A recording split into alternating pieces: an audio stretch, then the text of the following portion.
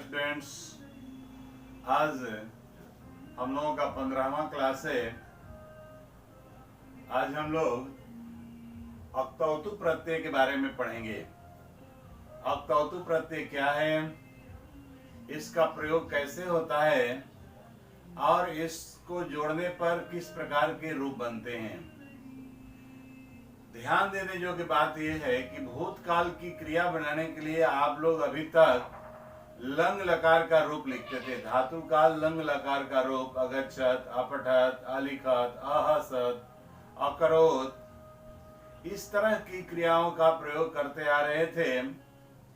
लेकिन प्रत्यय जोड़ करके भी भूतकाल की क्रिया बनाई जा सकती है और हम लोग उस तरह की क्रिया बनाने के लिए अक्तौतु प्रत्यय का प्रयोग करते हैं। एक बात और ध्यान रहे कि इस क्रिया से बने हुए जो रूप होंगे उनका प्रयोग सिर्फ कर्तृवाच्य, जिसको आप एक्टिव वॉइस बोलते हैं, कर्तृवाच्य में ही होता है। कर्ता क्रिया कर्म, इस तरह से जब हम वाक्य को सजाते हैं तो उस रूप में ही इसका प्रयोग होता है अक्तौतु प्रत्यय का। इसका शेष तवत रह जाता है, जैसा कि हमने लिख दिया है शेष तवत। भूतकाल की क्रिया बनाने के लिए लिखा हुआ है। भूतकाल की क्रिया बनाने के लिए एक तरफ धातु है, फिर प्रत्यय है और उससे जो बना हुआ रूप है जिसको निष्पन्न रूप लिखा हुआ है, ये है। अब आप देखते होंगे कि निष्पन्न रूप के नीचे नपुंसक लिखा हुआ है, पुल्लिंग लिखा हुआ है, फिर स्त्रीलिंग लिखा हुआ है। इसका मतलब ये हुआ कि इस धातु से जो रूप बनेगा, इस धातु में जो प्रत्यय अक्तौतु जोड़ेंगे और जोड़ने पर जो रूप बनेगा वो एक ही तरह का नहीं होगा।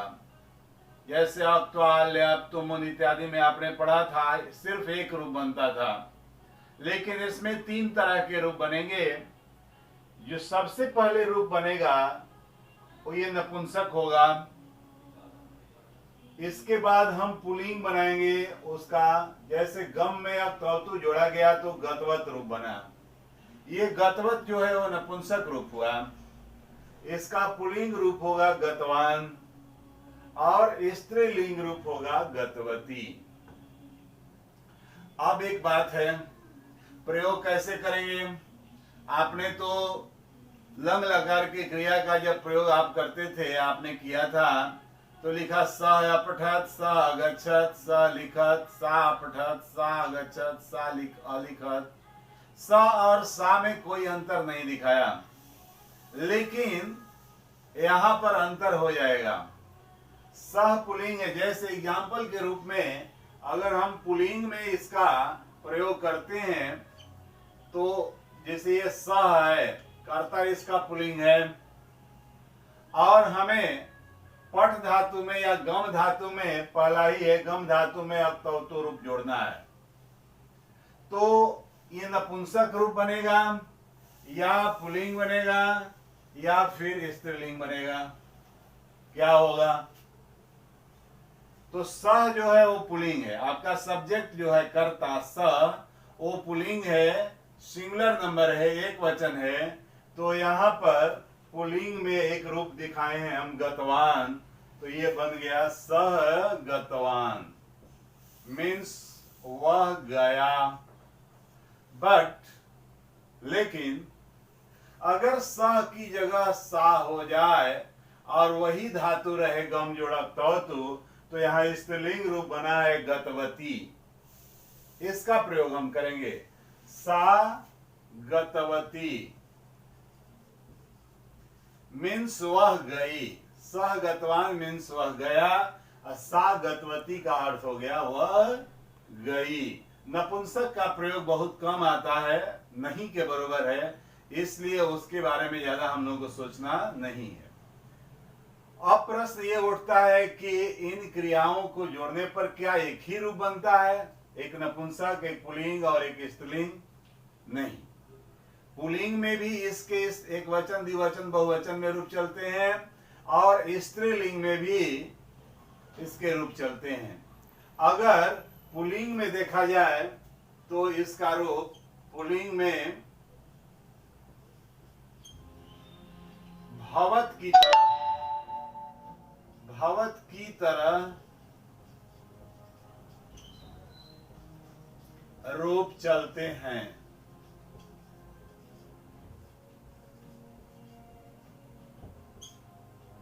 और स्त्रीलिंग में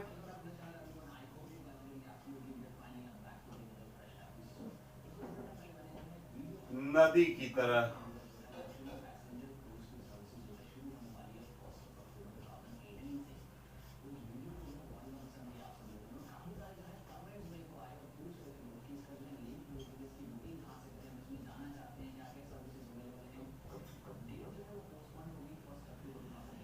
अब ध्यान दीजिए, ये तो एक वचन हो गया दोनों।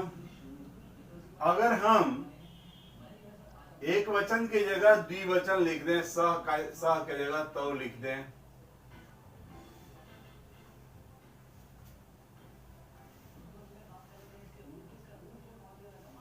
सह की जगह हम तो लिख दें, तो इसके लिए गम धातु में कौन सा रूप बनेगा? सह के साथ तो आपने गतवान का प्रयोग कर दिया। अब गतवत का जो भवत की तरह रूप चलेगा वो कैसे रूप चलेगा? एक वचन में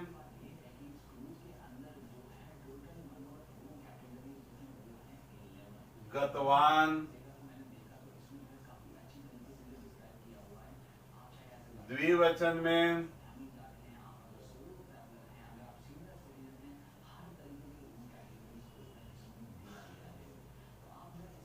गतवंतो,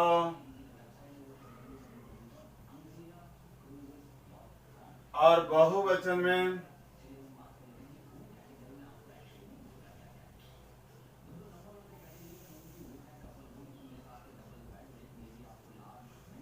गतवंता। ये एक वचन हुआ, ये द्विवचन हुआ, ये बहुवचन हुआ। आपका जो ये करता है सह तो ते, तो जो है पुल्लिंग है और द्विवचन है। तो द्विवचन में हमने क्या रूप लिखा? गतवंतो। तो के साथ हो जाएगा गतवंतो, मीन्स वे दोनों गए या वे दो गए।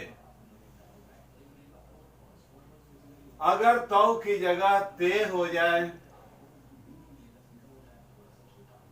तो सह तो ते के साथ अगर हमें प्रयोग करना हो तो ते प्लुरल नंबर है, उसके लिए प्लुरल नंबर यानी बहुवचन यहाँ क्रिया है गतवंता, तो ते हो गया गतवंता।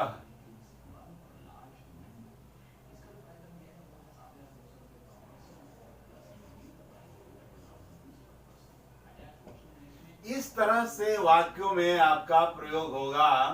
वाक्य जब भरने के लिए हम देंगे तो आपको ध्यान देना होगा कि ये कर्ता एक वचन है तो सहगतवान, द्विवचन है तो गतवंत, बहुवचन है तो ते गतवंत। ठीक उसी प्रकार स्त्रीलिंग में भी इसका रूप होता है। ये तो पुल्लिंग का हुआ, ये पुल्लिंग का हुआ। स्त्रीलिंग में जो नदी के समान रूप चलता है उसमें एक वचन में क्या होता है? गतवती, गतवत्यो,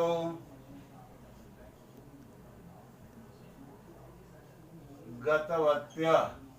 जैसे नदी, नद्यौ, नद्य, नदी, नद्यौ, नद्य रूप जैसे होता है उसी तरह गतवती, गतवत्यो, गतवत्य। तो आपने देखा कि सा एक वचन था तो सा के लिए गतवती एक वचन हो गया, लेकिन सा का द्विवचन क्या होता है? ते, सा ते ता, तो सा गतवती हो गया। अगर ते रखा जाए तो ते द्विवचन है तो द्विवचन के लिए क्या हो जाएगा? गतवत्यो। स्त्रीलिंग में ते जो है द्विवचन है, यही ते जो है पुल्लिंग में बहुवचन है, सहते। और स्त्रीलिंग में सा ते ता होता है, तो ते यहाँ द्विवचन है तो द्विवचन के अनुसार यहाँ रूप हो जाएगा गतवत्यौ, ते गतवत्यौ। उसी प्रकार सा ते ता, ता जो है वो प्लूरल नंबर है, यानी बहुवचन है। इसके अनुसार हमको रूप भरना है। तो ध्यान देंगे, यहाँ गतवती एक वचन है, गतवत्य द्विवचन है और गतवत्या बहुवचन है। ये बहुवचन है, ये द्विवचन था।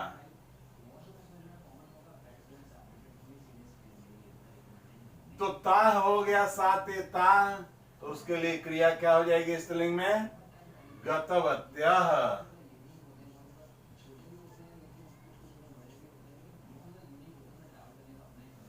इस तरह से ये वाक्य में प्रयोग होगा। हम आपको जब पढ़ा लेते हैं, इसके बाद में आपको होमवर्क देंगे। उस होमवर्क में आपको जोड़ करके जो लिखना होगा, जहां जोड़ करके लिखना है वहीं पर ज्यादा ध्यान देने की जरूरत है कि कर्ता एक वचन है, बहुवचन है, द्विवचन है, स्त्रीलिंग है, पुल्लिंग है, कैसा है, उसके अनुसार आपको क्रिया बनानी पड़ेगी। यहाँ मैंने लिख दिया है पुल्लिंग में भवत की तरह और स्त्रीलिंग में नदी की तरह। ऐसे नपुंसक में प्रयोग नहीं होता है, लेकिन अगर जानना चाहें तो नपुंसक में भी इसका प्रयोग जान लीजिए। यहाँ लिख देते हैं, नपुंसक में जगत की तरह। जगत एक शब्द होता है,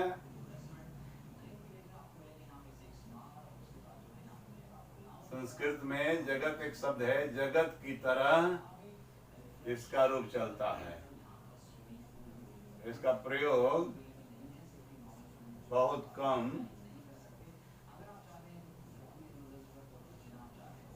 होता है। तो जगत जगती जगंत, उसका रूप चलता है जगत जगती जगंत। तो गतवत गतवती गतवंती, ऐसा इसका रूप होता है, लेकिन प्रयोग नहीं आता है। इसलिए जो आता है प्रयोग में उसी को हम लोग ध्यान दें। ऐसा अगर कुछ मिल जाएगा तो आप हमसे डिस्कस कर लेंगे, फोन से कॉल करके डिस्कस कर लेंगे, अच्छी तरह से समझा देंगे। तो आप इस बात को ध्यान दिए होंगे कि कैसे इसका प्रयोग वाक्यों में हो रहा है। आपको वाक्य में प्रयोग करने के लिए हम होमवर्क देंगे कि कैसे आप प्रयोग करेंगे। अब हम लोग इधर आ जाते हैं। केवल अभी गम धातु ही हमने समझाया था। गम धातु में अक्तवतु प्रत्यय जोड़ा, गतवत गतवान गतवती हुआ। ठीक उसी तरह नम धातु, नम धातु में अक्तवतु प्रत्यय हुआ तो नतवत हो गया। नम का मतलब प्रणाम करना, कल भी हम लोग इस पर डिस्कस किए थे पिछले क्लास में। नम का मतलब होता है नमस्कार या प्रणाम, नतवत का अर्थ हो गया प्रणाम किया। फिर नतवान का भी अर्थ हो गया प्रणाम किया, नतवती का अर्थ हो गया प्रणाम की। स्त्रीलिंग में नतवती हो गया, सा नतवती, सीता नतवती, बालिका नतवती, बालका नतवान, राम नतवान, श्यामा नतवान, छात्रा नतवान। लेकिन छात्रा जब स्त्रीलिंग में छात्रा आएगा तो नतवती हो जाएगा स्त्रीलिंग में। उसी तरह से हन में अक्तवतु प्रत्यय, हन माने, कल हम लोग इस पर पिछले क्लास में देखे थे, हन माने मारना होता है, जान से मारना होता है, टू किल। हन धातु में अक्तवतु प्रत्यय जोड़ा गया, हतवत हुआ। और यही नपुंसक रूप भी है। जो सबसे पहला रूप बनता है वो नपुंसक ही बनता है। हतवत, हतवान, हतवान माने मार डाला। जैसे राम रावणम हतवान, राम सिंगुलर नंबर थे, पुल्लिंग थे, इसलिए उनके लिए एक वचन में हतवान का प्रयोग किया गया। और वहां हो गया हतवती, माने उसने मार दिया। सा हतवती, सा हतवती, सीता हतवती माने सीता ने मारा, उसने मारा। बालिका हतवती, बालिका ने मारा। ऐसा प्रयोग होगा। दा धातु जिसका अर्थ होता है देना, इसमें अक्तवतु प्रत्यय जोड़ते हैं तो थोड़ा ज्यादा अंतर आप देख रहे होंगे। दत्तवत हो गया, डबल तो आ गया, दत्तवत, दत्तवान, दत्तवती माने दिया।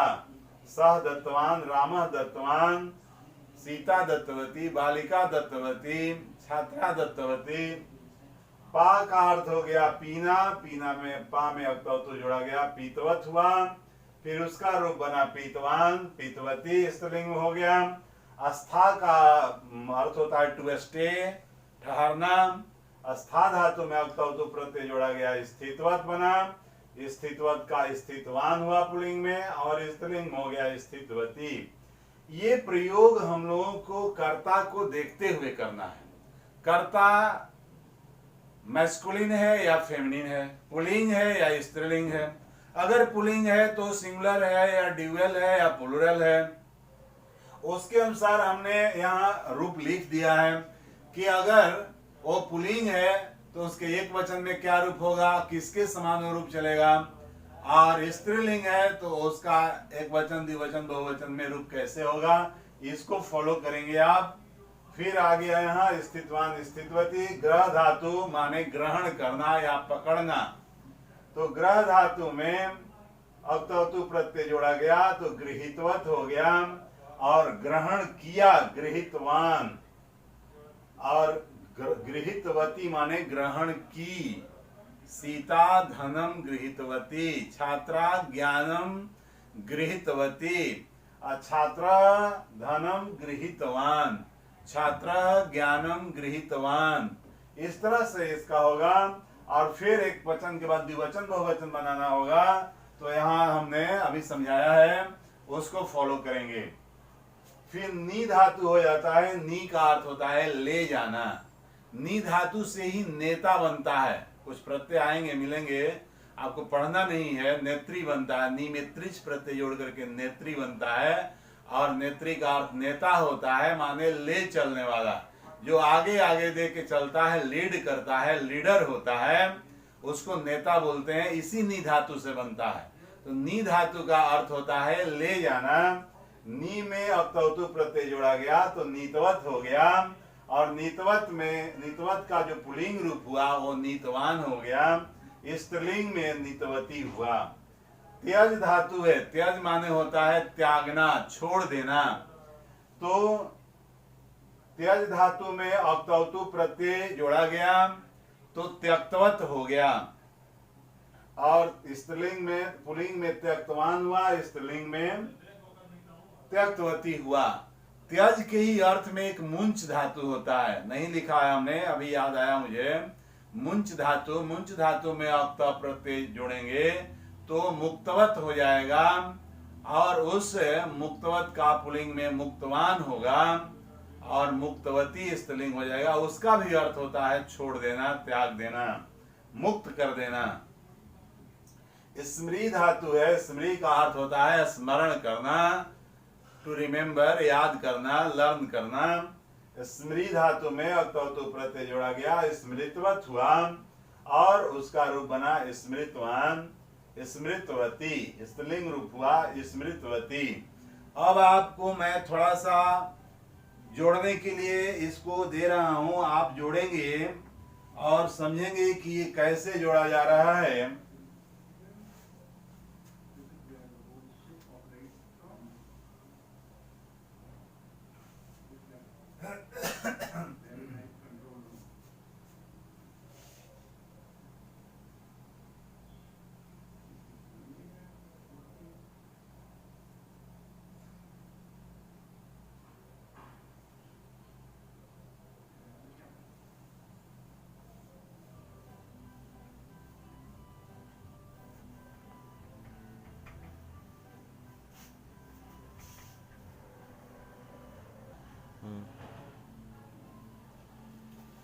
सैनिका,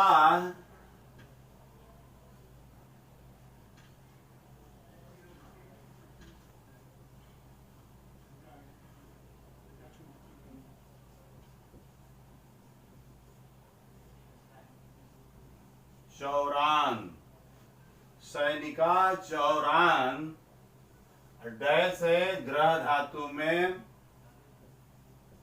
अक्तवतु प्रत्यय जोड़ना है।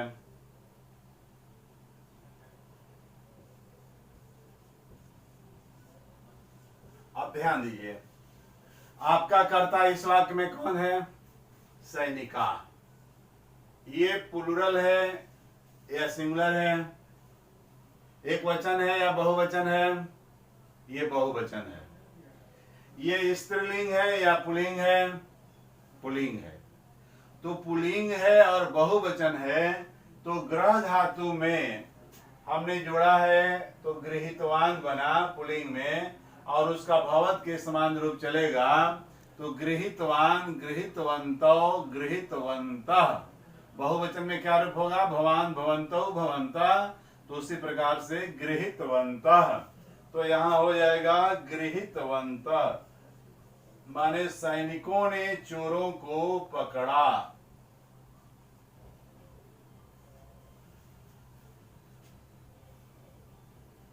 ठीक उसी प्रकार दूसरा देखेंगे, बालिका।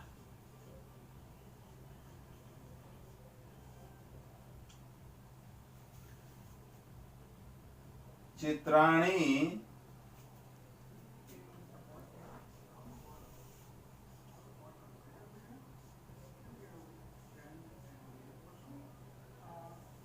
रच धातु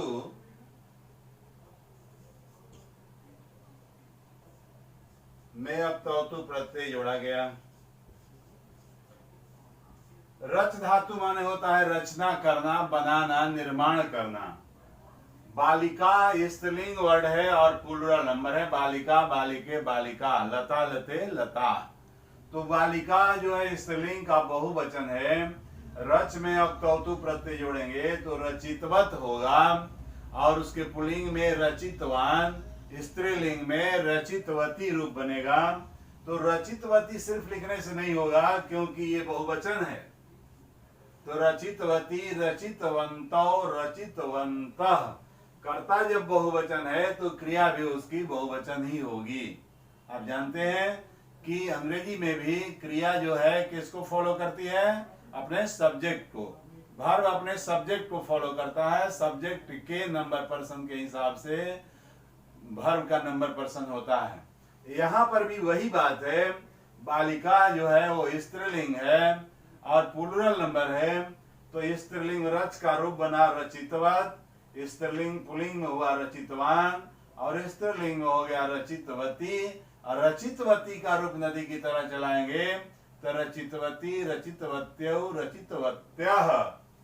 तो ये हो गया यहाँ पर रचितवत्यः।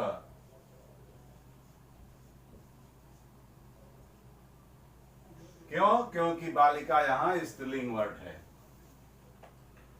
इस तरह से अब इसमें एक बात और ध्यान देना है, जैसे आप लंग लकार की क्रिया से वाक्य बनाते थे तो प्रथम पुरुष यानी थर्ड पर्सन जो ऊपर का की क्रिया होती है, पढ़ती, पढ़ता, पढ़ंती, अपठत, पढ़ता, मपठन, ये उषा, तौते, रामा, बालका इत्यादि के लिए प्रयोग करते थे। और बीच वाली जो क्रिया मध्यम पुरुष की होती थी वो तुम, जुम, जुयम के लिए करते थे। फिर नीचे वाली क्रिया हम, वाम, वयम के लिए करते थे। इसमें वो बात नहीं है। सह, जैसे ध्यान दीजिए कि सह पठितवान,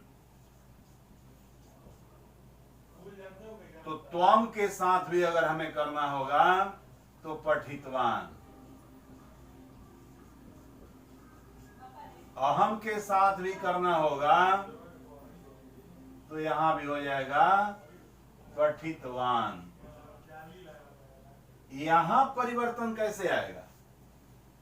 प्रत्यय से जब क्रिया बनती है तो वहां परिवर्तन सब्जेक्ट के लिंग और नंबर के अनुसार होता है। और लकार से, लकार की जो क्रिया का हम प्रयोग करते हैं, लकार का जो रूप प्रयोग करते हैं, वहां सब्जेक्ट का जो पर्सन और नंबर है उसके अनुसार करते हैं।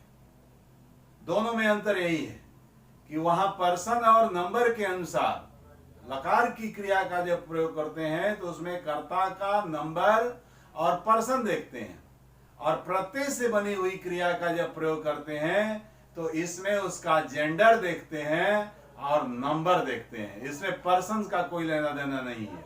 जैसा कि आपने देखा, स जो है वो थर्ड पर्सन है, त्वम जो है सेकंड पर्सन है, आम जो है वो फर्स्ट पर्सन है, सिंगुलर है, दोनों के लिए सिंगुलर सेम रूप हो गया, पठितवान पठितवान पठितवान।